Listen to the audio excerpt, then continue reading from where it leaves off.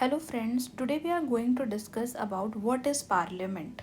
ये बहुत ही बेसिक सा इंट्रोडक्शन टाइप है कि पार्लियामेंट क्या है। बेसिक नॉलेज है। इस बेसिक नॉलेज के बेसिस पे फिर हम क्लास 8th की जो सिविक्स एनसीईआरटी है उसका चैप्टर नंबर 3 पूरी तरीके से डिस्कस करेंगे, but in next video, not in this video. इस वीडियो में हम बस बेसिक बताएंगे कि पार्लियामेंट क्या है। हमारी इंडिया में 3 मेन ऑर्गन्स हैं। जो 3 मेन ऑर्गन्स हैं वो कौन कौन से हैं? लेजिस्लेटिव ऑर्गन, लेजिस्लेटिव बॉडी है, एग्जीक्यूटिव बॉडी है एंड जुडिशरी है। आप सभी को पता है कि जो एग्जीक्यूटिव बॉडी है उसमें हमारा प्राइम गवर्नमेंट आती है। Legislative body law making body, जिसमें कि हमारा ये पार्लियामेंट आता है, ठीक है। एंड देन उसके बाद जुडिशरी, जुडिशरी मतलब जो न्याय करे, जस्टिस प्रोवाइड करे, जैसे सुप्रीम कोर्ट और हाई कोर्ट, ये है। तो जो 3 मेन ऑर्गन है हमारे इंडिया में वो ये हैं, जुडिशरी, एग्जीक्यूटिव एंड लेजिस्लेटिव। तो आज हम लोग जो है एक बेसिक इंट्रोडक्शन ले रहे हैं लेजिस्लेटिव बॉडी का। तो पार्लियामेंट क्या है? पार्लियामेंट जो है वो एक लेजिस्लेटिव बॉडी है गवर्नमेंट का। ये एक सुप्रीम लेजिस्लेटिव बॉडी है। सुप्रीम मतलब सबसे बड़ी लेजिस्लेटिव बॉडी है। अब इस पार्लियामेंट में हमारा बेसिकली 3 चीज़ें जो होती हैं, वो 3 चीज़ें जो पार्लियामेंट में हैं वो मेन होती हैं। एक तो हमारा पार्लियामेंट में हम प्रेसिडेंट के बारे में पढ़ते हैं। दूसरा, हम लोग पार्लियामेंट के ही अंडर में लोकसभा आता है और राज्यसभा भी आता है। तो ये 3 मेन चीज़ें होती हैं जो हम लोग पार्लियामेंट के अंडर पढ़ते हैं। बट अभी यहाँ पे हम पार्लियामेंट के 3 मेन फंक्शंस क्या हैं वो जानने हैं कि वो 3 मेन फंक्शन क्या हैं। सबसे पहला फंक्शन, अच्छा, लेजिस्लेटिव बॉडी मतलब लॉ मेकिंग बॉडी। ये हमारी कंट्री के लिए लॉज बनाती है। तो पार्लियामेंट क्या है? एक लेजिस्लेटिव बॉडी है या लॉ मेकिंग बॉडी है। सबसे पहला इसका फंक्शन क्या है? ये रिप्रेजेंटिंग द इलेक्टोरेट। अच्छा, इलेक्टोरेट का मतलब अगर हिंदी शुद्ध बताएं तो हिंदी होती है वेट सेकेंड, हिंदी होती है मतदाता। मतलब वो सारे लोग जो वोट करते हैं, all the people who vote in the elections, जैसे कि हम सब आम नागरिक, वो हो गए इलेक्टोरेट। तो सबसे पहली बात देखिए, हमारी कंट्री में मान लीजिए कोई भी लॉ बनना है। हाँ, डेमोक्रेसी मतलब क्या होता है? डेमोक्रेसी मतलब यही कि भाई ये जो गवर्नमेंट है वो इलेक्टेड होती है। उसे कौन चुनता है? उसे भारत जो नागरिक होते हैं वो लोग चुनते हैं। तो क्यों चुनते हैं? वो अपने आप को रिप्रेजेंट करते हैं एक तरीके से। भारत की जो पॉपुलेशन है, इंडिया की जो पॉपुलेशन है वो 140 करोड़ है। 140 करोड़, मान लीजिए कोई लॉ लाना है। सपोज़ अभी जो रिसेंट केस हुआ है, कोलकाता का जो रेप केस हुआ है, जहाँ पे एक डॉक्टर के साथ रेप हुआ है, उसमें उसके रिगार्डिंग सपोज़ मान लीजिए कि इंडिया में गवर्नमेंट सोचे और जो लेजिस्लेटिव बॉडी पार्लियामेंट है वो सोचे कि नहीं, हमें एक बहुत स्ट्रिक्ट लॉ लाना चाहिए ताकि इस टाइप के हीनियस क्राइम हमारे इंडिया में ना हो। तो अब जब किसी लॉ को बनाना होता है, कोई कानून बनाना होता है, तो उस वक्त अब 140 करोड़ जनता एक साथ बैठ के कोई मीटिंग नहीं रख सकती और ना ही कोई लॉ बना सकती है। तो इसलिए ये जो इससे क्या होगा कि प्रोसेस बहुत डिले होगा, एक सही से डिसीजन नहीं बन पाएगा, क्योंकि 140 करोड़ लोग कैसे, कहाँ पे मिल के एक तरीके से कोई डिसीजन लेंगे या कानून बनाएंगे। तो इसलिए होता क्या है कि पार्लियामेंट में जो लोकसभा और राज्यसभा होती हैं वहाँ के मेंबर्स को चुना जाता है, और उनको, यह पार्लियामेंट के मेंबर्स को चुना जाता है। और उसे चुनता कौन है? इंडिया के जो भी 18 से ऊपर, 18 ईयर्स ऑफ से ऊपर जो लोग होते हैं वो वोटिंग करते हैं, और उस वोटिंग के अकॉर्डिंग वो अपना रिप्रेजेंटेटिव चुनते हैं कि हाँ भाई, हम इस चीज़ की अलाउ कर रहे हैं कि हाँ, ये पर्टिकुलर रिप्रेजेंटेटिव जो है मेंबर ऑफ पार्लियामेंट बनेगा। तो वो क्या बनेगा? एमपी, जिसको हम लोग एमपी नहीं कहते हैं, MP member of parliament, parliament का मेंबर। तो सबसे पहली बात, तो सबसे पहले फंक्शन क्या है कि ये इलेक्टोरेट को रिप्रेजेंट करता है। दूसरा फंक्शन क्या है? लॉज बनाता है। ये तो हमने पहले देख लिया था कि ये लॉ हमारी लॉ मेकिंग बॉडी है। कोई भी कानून लाना है तो वो पार्लियामेंट के थ्रू होगा। और तीसरा जो इसका फंक्शन है वो है क्या? ओवरसीइंग द गवर्नमेंट, मतलब जो एग्जीक्यूटिव बॉडी है, जो गवर्नमेंट है, जो हमारे प्राइम मिनिस्टर और काउंसिल्स ऑफ मिनिस्टर्स हैं, उनके जो भी फंक्शंस हैं या जो भी वो कार्य कर रहे हैं वो सही तरीके से कर रहे हैं कि नहीं हुए, इस चीज़ को भी ओवरसी करता है, देखता है और चेक एंड बैलेंस का एक तरह से काम करता है। ठीक है, तो ये हो गया मेनली पार्लियामेंट। पार्लियामेंट क्या है? एक लॉ मेकिंग बॉडी है। फिर से मैं रिवाइज करवा दे रही हूँ, ये बेसिक बता रही हूँ।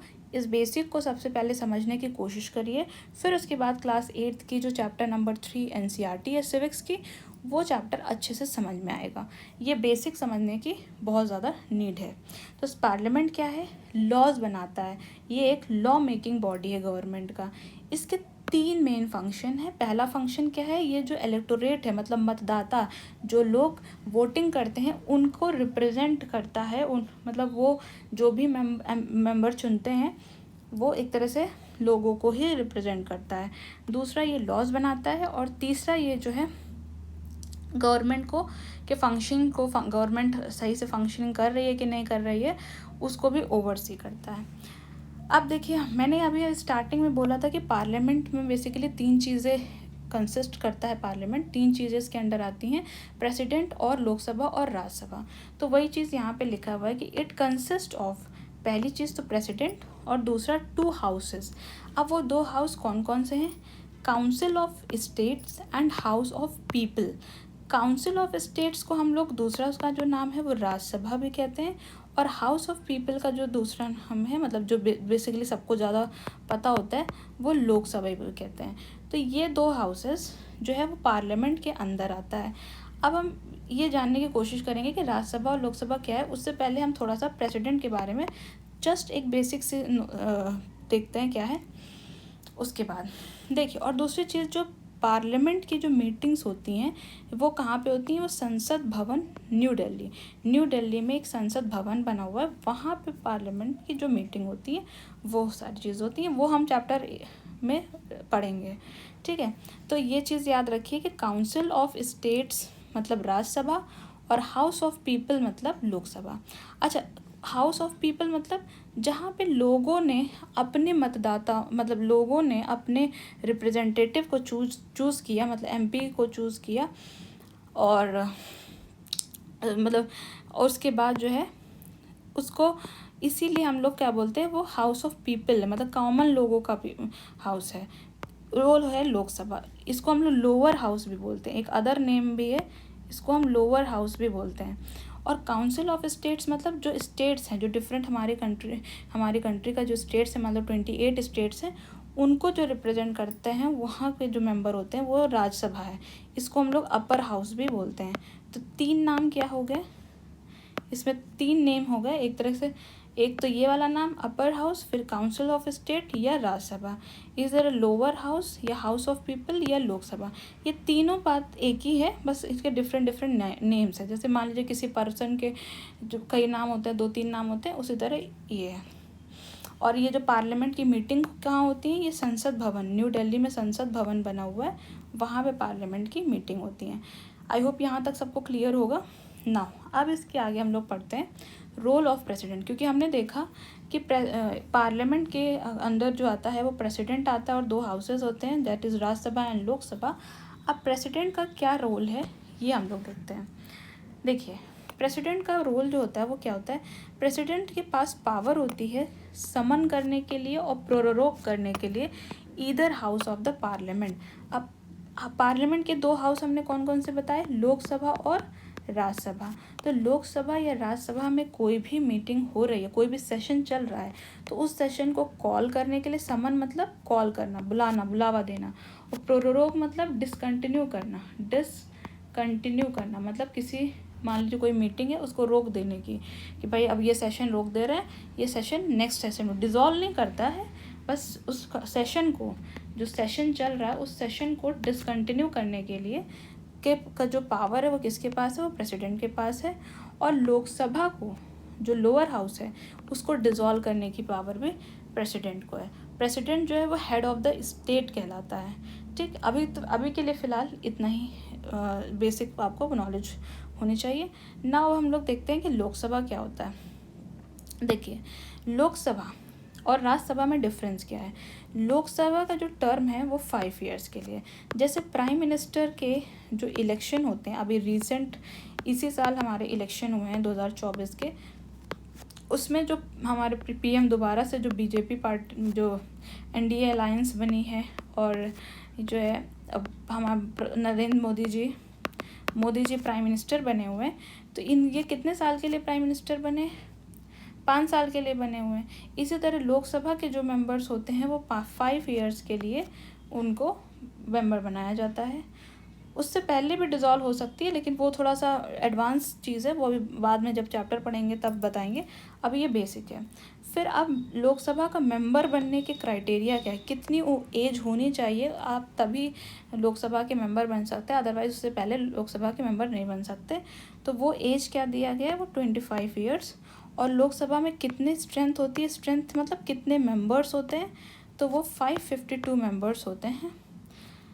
ये मैक्सिमम स्ट्रेंथ है, ठीक है, ये बेसिकली है। और राज्यसभा क्या है, ये एक परमानेंट बॉडी है। यहाँ पे बार बार इलेक्शन नहीं होते हैं। इसमें जो इलेक्शन होते हैं उसमें बस ये होता है कि 1/3 उसके जितने भी टोटल मेंबर्स हैं, मान लो 250 टोटल मैक्सिमम स्ट्रेंथ होती है, तो 250 का जो 1/3 जो मेंबर्स हैं वो हर 2 साल में रिटायर होते हैं। और राज्यसभा के मेंबर बनने के लिए जो एज का क्राइटेरिया है वो कितना है, 30 ईयर्स है।